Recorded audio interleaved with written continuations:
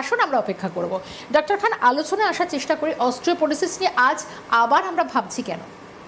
দেখুন, অস্টিওপোরোসিস এটা আমাদেরকে জানা খুব দরকার রয়েছে, কেন আমাদের মা বোন বা যারা এই রোগ থেকে আক্রান্ত আছে তাদেরকে একটা জিনিস জানতে হবে, অস্টিওপোরোসিস মানে আপনি এমন একটা মানে ক্রিটিক্যাল কন্ডিশনে রয়েছেন যে আপনি যে কোনো সময় আপনার হাড় ভেঙে যেতে পারে।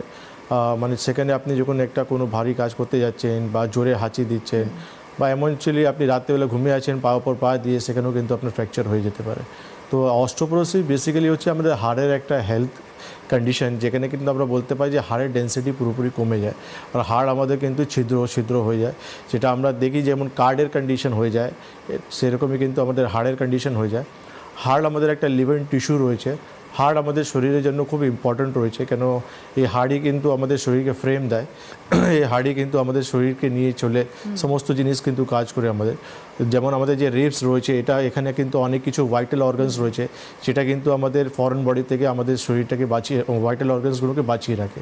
তো সেই জন্য হাড়কে আমাদেরকে জানতে হবে। যে আজকে অস্টিওপোরোসিস টপিক নিয়েছি, অনেক পেশেন্ট আমাদের চেম্বারে আসেন, অস্টো আর্থ্রাইটিস সবাই জানে, রুমেটা আর্থ্রাইটিস সবাই জানে, স্পন্ডিলোসিস সবাই জানে, কিন্তু অস্টিওপোরোসিস কোথাও না কোথাও আমরা কিন্তু মিস করে যাই বা পেশেন্ট মিস করে যায় বা জানে না যে এই প্রবলেমটা কতটা এমার্জেন্সি সিচুয়েশন ক্রিয়েট করে দিতে পারে। তাহলে রোগ যখন রয়েছে তার তো কয়েকটা কারণ বা লক্ষণগুলো থাকে, এগুলো কি আমরা খুব একটা মনে হয় না জানি না যে অস্টিওপোরোসিস কেন হয়? দেখুন, অস্টিওপোরোসিস বেসিক্যালি কী হয় না, যে একটা মানুষ যখন অনেক দিন থেকে একটা রোগে আক্রান্ত, ধরুন একটা রুমেটা আর্থ্রাইটিসে আক্রান্ত রয়েছে বা অ্যাঙ্কোলাইন স্পন্ডিলোসিসে আক্রান্ত রয়েছে, তো সেই টেস্ট যখন করতে যায় বা ট্রিটমেন্ট করতে যায়, তো ডক্টর কিছু পরীক্ষা নিরীক্ষা করতে গেলে সেখানে ধরা পড়ে যায় যে আপনার অস্টিওপোরোসিস হয়ে গেছে। কেন কি এই রোগটা এমন রোগ, এত সাইলেন্ট রোগ, যেখানে কিন্তু আপনি লক্ষণ পাওয়া খুবই চান্সেস কম থাকে। মানে রিয়ার কেউ লক্ষণ পাচ্ছে, সেই লক্ষণ নিয়ে ডক্টরবাবুর কাছে গেলেন, ডক্টরবাবু আপনাকে বলে দিল যে আপনি অস্টিওপোরোসিস থেকে সাফার করছেন। এটা বেসিক্যালি অন্য আমাদের হাড়ের সমস্যা থেকে এটা ধরা পড়ে যায় যে আমি একটা অস্টিওপোরোসিস থেকে আক্রান্ত রয়েছি, বা আমার জেনেটিকে কোনো ফ্যামিলিতে আমাদের রয়েছে।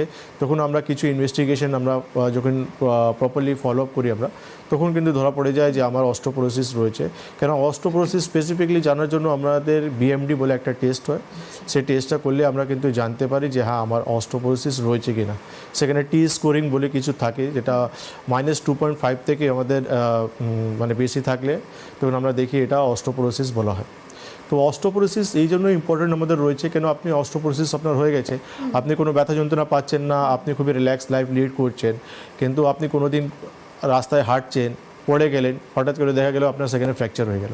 আর এই ফ্র্যাকচারটাও কিন্তু ইজিলি রিপেয়ার করা যায়, এটা হচ্ছে সবথেকে বড় সমস্যা।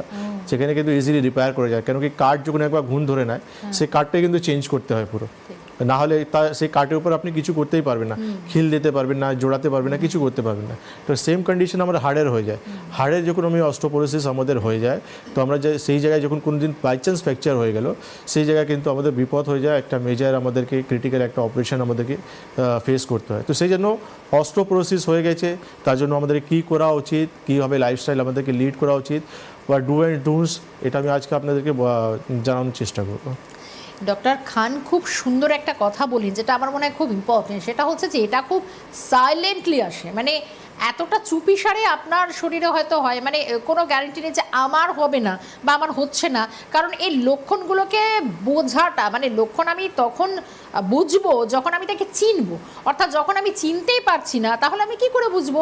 এটাই একটা সমস্যা আপনাদের। এরকম যদি কোনো সমস্যা হচ্ছে বা হাড় ক্ষয় রোগের সমস্যা ভুগছেন, ফোন করুন আপনাদের অনুষ্ঠান। ডক্টর খান খুব গুরুত্বপূর্ণ কথা বলেন, কারণ এই জায়গাটায় এবার এটা কি একটা কোনো এজে এসে যাওয়ার পর, মানে আমি তো বুঝতে পারছি না কখন এটা ঝুঁকির জায়গায় চলে গেছে, আমরা কি করে বুঝবো? দেখুন, অস্টিওপোরোসিস বেসিক্যালি কী হয়, যে হাড় যেটা থাকে আমাদের লিভিং টিস্যু, এটা আমাদের নতুন সঙ্গে পুরনো সবসময় এক্সচেঞ্জ হতে থাকে আমরা যখন ইয়াং থাকি। কিন্তু এটাই যখন আমাদের বয়স হয়ে যায়, আমরা 60+ যখন হয়ে যায়, এই প্রসেসটা কিন্তু অনেকটা স্লো ডাউন হয়ে যায়, তখন কিন্তু আমাদের অস্টিওপোরোসিস হওয়ার চান্সেস থাকে। মহিলাদের যাদের মেনোপজ হয়ে যায়, তাদের এই অস্টিওপোরোসিস হওয়ার খুব বেশি চান্সেস থাকে।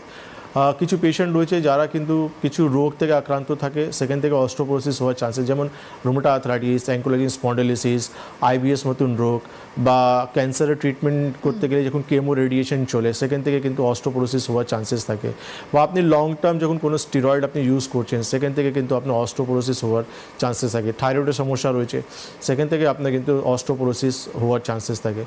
এটা হলো কিছু রোগ। তারপর হচ্ছে আমাদের কিছু লাইফস্টাইল রয়েছে, যেখানে আমাদেরকে কিন্তু রেগুলার বেসে আমাদেরকে কিছু ক্যালসিয়াম বা ভিটামিন ডি নেওয়া উচিত, সেটা কিন্তু ন্যাচারাল সোর্সেস হবে।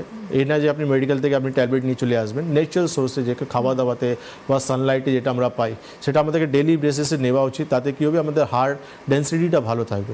যারা এটা নেয় না তাদের কিন্তু খুব তাড়াতাড়ি দেখা যায় যে 40-45 বছর বয়সে গিয়ে কিন্তু অস্টিওপোরোসিস ডেভেলপ করে যায়। এটার কি কোনো পার্টিকুলার এজ থাকে? মানে আমি বলতে চাচ্ছি একটু কম বয়সীদের জন্য, বা যদি বলি শিশুদের হতে পারে? না একদমই নেই। এটা বেসিক্যালি মিডল এজ বা আপনি একটা 60-এর পর আপনি বলতে পারেন। মিডল এজ হওয়ার কারণ আছে, মানে 40-45 বছর বয়সে তাদের অস্টিওপোরোসিস হওয়ার কারণ আছে কিছু রোগ থেকে সে দীর্ঘদিন আক্রান্ত হয়ে গেছে, তার কমপ্লিকেশন জন্য সে অস্টিওপোরোসিস থেকে আক্রান্ত হতে পারে। একটা মানুষ ক্যান্সার থেকে আক্রান্ত হয়ে গেছে, সে রেডিয়েশন কেমন নিচ্ছে, সেখান থেকে তার সাইড ইফেক্ট অস্টিওপোরোসিস হয়ে যেতে পারে। তো সেই জায়গায় মানে মিডল এজে হওয়ার কারণ হচ্ছে সে তার একটা রোগ থেকে কমপ্লিকেটেড হয়ে গেছে, আর 60 পর হওয়ার চান্সেস ম্যাক্সিমাম রয়েছে। কেন সেই সময় আপনার সে প্রসেসটা যেটা রয়েছে, টিস্যু যে এক্সচেঞ্জগুলো রয়েছে সেটা কিন্তু স্লো ডাউন হয়ে যায় একেবারেই, কারণ এবং 60-র কাছাকাছি আসলে মোটামুটি হাড়ের ডেন্সিটি এমনি